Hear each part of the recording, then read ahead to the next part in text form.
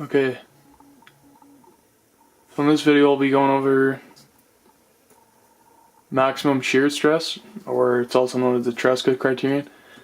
Basically what it is yielding begins when the maximum shear stress at a point is equal to the maximum shear stress at yield in uniaxial tension. So the equation for this, there's pretty much just two. The yield stress is equal to the max stress minus the minimum stress, and that's when you have uniaxial stress. But when you just have plane stress and sigma 3, or the minimum stress, is equal to 0, then it's just maximum minus minimum. This is just for plane stress situation. So I'll do an example here just to explain this a little better. So the problem is yielding occurs at the stress state by the following. So we have this matrix here with these elements, and it asks us to determine the tensile yield strength using the maximum shear stress or Tresca criterion, and assume it is uniaxial. So basically, first thing you want to do is find the stress invariance, which I'm sure most of you know how to do by now.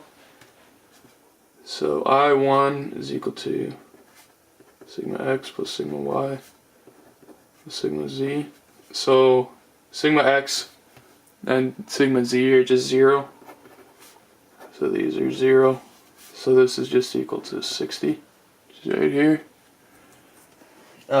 Next, I2 is equal to sigma,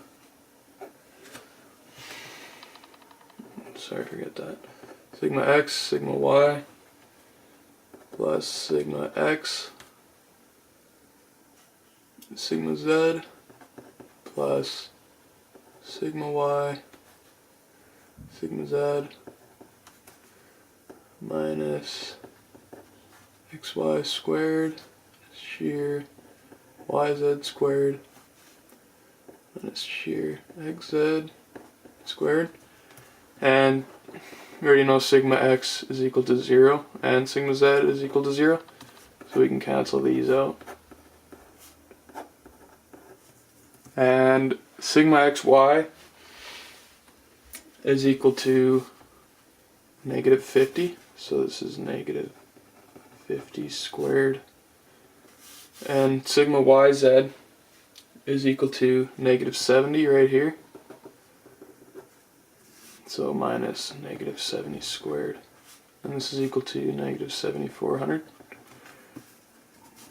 is I2, and this is I1. And I3 is equal to the determinant of this matrix, and that's just found to be 0. So then you plug it into this characteristic equation, which is this, plus I2 sigma plus I3 equals 0. And then solving this, we find that sigma 1 equals 151.104. Sigma 2 is just 0, and the minimum stress is negative 61 MPa. Okay, so from here, we can just plug this into the equation that was shown here. This one right here, because it's uniaxial stress, so we're just going to plug that into here. So the yield stress is equal to sigma 1 minus sigma 3, which is equal to 151 plus 61,